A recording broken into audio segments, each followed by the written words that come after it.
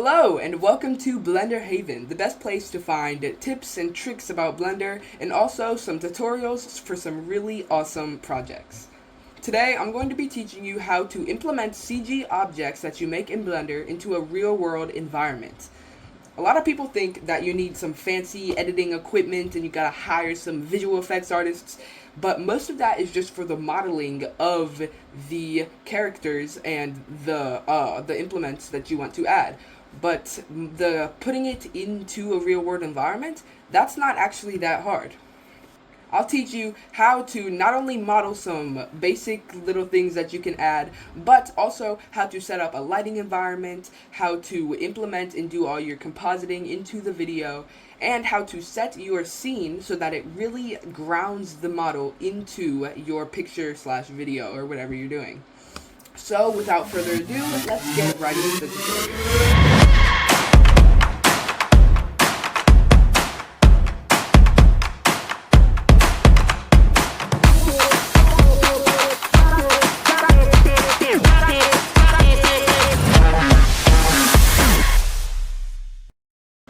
Okay, so I've hopped into a new Blender file here so that we can work on our scene. So, first I'm going to hold up. I'm going to go ahead and turn on my screencast keys so that you can see exactly what I'm clicking. I'm going to click A to select everything and then delete it all. Now, we have to decide what model we want to import into our real-world environment. I'm just going to do a basic monkey, so we're going to drop a Suzanne in here, and then we'll add, we're going to add some subdivisions. Come over here, modifier, subdivision surface, and we'll add a couple of those, and shade smooth. Oh, didn't need this shade auto smooth, just shade smooth. I'm also going to change my render engine, if I can speak, my render engine to cycles, and then my device to GPU compute. I'm going to add a couple of settings to help things go faster. Noise threshold is going to go from 0.01 to 0.2. I'm not going to edit the samples yet, but we are going to come in down here to denoising and check use GPU. Then we'll come over here to light paths and we'll set everything to 4 for now, although we will also change this later. And yes, those are my optimization settings for cycles rendering, so you can go ahead and use those in your own project if you'd like. Now what I'll do is I'll create a plane, and this is going to be the surface that our monkey is sitting on. So I will go ahead and hop into side view like this, and our plane is right along the y-axis line, so we know exactly where to set our monkey. I'm going to rotate it and then move it so that it's sitting right on that line. If you hold shift, you can go ahead and do precise movement. Okay, and then move that up, rotate this, and this obviously doesn't need to be perfect, but I just want it to be as good as possible. There we go. So now our monkey is sitting on here. If we go ahead and hop into render preview, it's pretty dark. That's because right now, if we go into our world settings, we're just using a basic color for our background. I'm going to go ahead and change this to an environment texture, and we're going to open a random HDR that I have. There we go. I have this Pure Sky HDR, and this will work nicely. Look at that. Beautiful, beautiful. Now, we don't have any materials or anything, so I'll add a quick material. We're going to showcase lighting environments. So, in fact, this Pure Sky HDRI is not what we're going to be using for our lighting environment forever. So, to demonstrate that lighting environment that we will use, I'm going to make it a rough material. Look at that. That's beautiful, actually. We won't make it. We'll make it all the way metallic. We'll do that much, and then not all the way rough either. We can change the base color. Let's do a nice red. Why not? Maybe we'll make it more of a realistic, like something you would actually see in an object kind of red. Yeah, that's nice. And then for our surface doesn't need a material, so I'll get more into that later. Now, the first thing that you'll want to do is actually get your scene. If you have a phone or a camera, you can go ahead and take a picture and use that as your scene. I'm only going to be using pictures in this, not the moving videos. I'll make another video on if you want like the camera to move around in your video and for the model to follow that camera movement. You have to do video tracking for that, which will basically create a digital re-representation of your real world camera in Blender so that the model can move appropriately. So, like I said, that's a little bit more complex, so if you want me to make a video like that, go ahead and drop it in the comments, and I will definitely make a follow-up. For now, we're just going to keep the camera still, but the model doesn't have to be still, so it's still gonna look quite good, still. Okay, so this on the screen is the image that we're going to be using. It's my kitchen island, so yeah, this is going to be the image that we use. I actually might use, this image instead, so that the table where our object is going to be sitting is focus. Now, this is our image that we're going to use, but we can't just put this image in Blender as a background or anything. We have to actually set the scene into this image. Everything, all of the y-axis and the x and the camera settings all have to be the same as this image. So how are we going to do that? Well, there's this awesome add-on to Blender called FSpy. It's an add-on and an app. If you have the add-on, then you can import the files that come from the app into Blender. Basically, you just put an image in there, and then you can set different things about the image and different things about your camera, and it creates the entire scene for you when you import it into Blender. So we will go ahead and do that now. Okay, so here I am in FSpy. So go ahead, the link will be in the description to download FSpy. I'm going to go ahead and, if you look at the example project, you can see you just set your X direction, Z direction, and it will give you the Y direction, and you can interchange those and everything. And it basically just gives you a perfect representation. So I can put this anywhere and it still fits with the scene. So I'm going to go ahead and come up here to File, Open Image, and then I'm going to find the image that I'm going to use, and we can open that here. Now, I'm just going to give you a quick overview on how I usually do this. I usually take the number of vanishing points to 1. Then, we can go ahead and grab this, and something that goes straight across the screen, like this countertop, we can put that, the X directions there. There's a countertop in the background as well. We can use that for our other X direction. So now we've set the X. Now the Y direction has to be something facing away from the camera. And we don't have anything specifically facing away from the camera, except maybe this light right here. Except maybe this right here, but that's not really reliable. So we're going to come up here and switch Y to -Z. And -Z usually points upwards, but this time, yeah, there we go. Oh, I guess this time it doesn't. So we're going to do regular Z. Now something that goes upwards is this cabinet right here. So I'm going to put the Z direction on the cabinet. Now it's looking pretty good. The floor looks like it aligns pretty well. You want to put your dots somewhere on the floor, or in this case on the table island of your scene, because that's where the origin point will be in our That's where the origin point is going to be. And then, and you probably can't see this window that's open, but we're going to save this as subscribe.fspy. What a lovely name. You should really think about that name. And now we can hop back into Blender.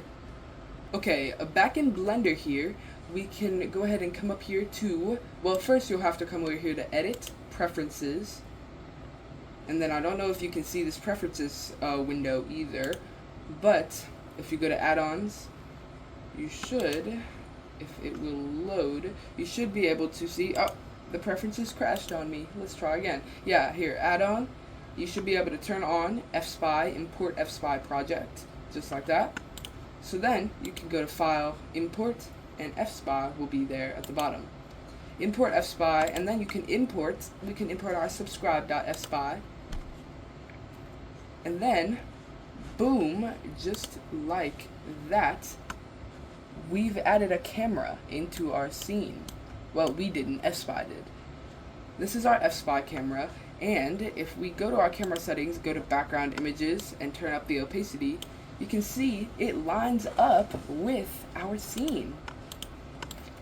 We can go ahead and turn this. If I rotate along the Z, we can turn everything this way. And if we get it just right, we can size, oh, not everything, we can size our plane up to be the size of the counter. Move it along the X. And just like that, this plane replaces our counter in the, if I do this, the plane replaces our counter, just like that. So this is looking really good, but the shadows are super long and everything, which doesn't make any sense considering our light is coming from the window. But it does make perfect sense, because our light isn't coming from the window, it's coming from the sun in our HDRI. So we need to create a new HDRI for this area. There's some awesome websites out there for creating HDRIs. For example, Polyhaven.com has no relation to Blender Haven, but I mean, it's a very, very good website for materials, scenes, models, HDRIs, everything.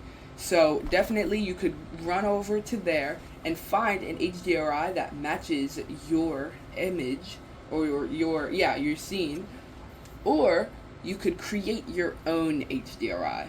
Now, this is tough, but, well, it sounds tough, but it's actually not that hard. You can download on your phone an app. If you're on Android, there's an app called 360 PhotoCam. If you're on iPhone, there's an app called HDRI, but like I'll put it on the screen. It's HDR and then I, as in your eye. That does cost money though. It doesn't cost money to download, but it costs money to actually save your 360 photos. So you can just use any other 360 photos app. I believe that Google Maps on iPhone also works with the 360. Maybe that doesn't work anymore. Anyway, if you can find any app that can save 360 photos, then you're pretty much good. I'm going to create a new workspace here, and we'll do a vertical split, and we're going to split that with shader editor, just like that. And I like to make this called material editor, just like that. And I always do this in most of my projects. I'll have a material editor tab that I create, and it's not only for editing materials, but it's for editing. If we come up here from object, select world, we can edit our HDRI and our world settings. Right now we're using this Rocky Ridge Pure Sky, which is, I mean, it's a good HDRI, but it doesn't match our image. What I'm going to do is I already have a 360 image ready to go for this area, but if you don't, then that's perfectly fine. Just go ahead and download one of those those apps, and take one. But this still won't light our model very well. Like, these shadows are we don't have angled shadows or anything. First thing we can do is make sure that the HDRI is positioned properly. So if we go here into our camera, the window is supposed to be right here. yet the cabinet is right there in this 360 photo. So we can go ahead and add a texture coordinate node and a mapping node, plug the generated into the vector, and then the vector into vector of your 360 image. Then you can go to the rotation on the Z and actually rotate this HDRI so that it matches with your camera view. And I can see the top of the window right there, which means that I have to align it better like that. And that's pretty good. But we still have the problem of not getting those angled shadows. That's because the HDRI that we were using before is different than this JPEG. An HDRI stands for High Dynamic Range Image, which means that if you were to turn down the exposure, the light areas would stay. But if we turn down the strength here, you can see the light areas like this window or the lights, if I can go ahead and show you the lights in the ceiling, they just gray out like everything else does. Which is why this is not a high dynamic range image, and it's having trouble finding our light sources and kind of just lighting our image from everywhere. This is not what we want. But we can add artificial high dynamic range with 3 nodes. We're going to add a math node. This math node is going to be power, and you want to turn up this until only the areas that emit light remain. So this is basically selecting the light emitting areas. So there's this rim of the doorway that's white, but it's not a light emitter, so we can turn it up until that goes away. But we still have the lights on the ceiling, the window over here, and the window right there. So now that we have all the light emitters, we can go ahead and Shift D to duplicate this. We'll switch this to an add node, and we'll add 0.1 as the value. Now you might see this makes everything gray. Well, that's okay. That's because we have everything plugged into the color, and it's supposed to be plugged into the strength, just like this. We can go here and reconnect the color as it was. Now everything looks like this. I'm going to go ahead and add another math node. This is going to be a multiply, not divide, a multiply node. And we're going to turn that up really high until all the brightness comes back. Now this multiply node is going to act as our power value. Or strength, I guess it's called. So if I turn this down, you can see that everything else grays while the light areas stay light, just like that. And if we lower this to maybe a 0.05, we can add even more contrast so that makes the light sources even brighter. And now if we look at our model here, we're getting some more of these angled shadows, if you see right here. Now, the light sources aren't that bright, so we're not getting that much angled shadowing, but it is angling towards that way.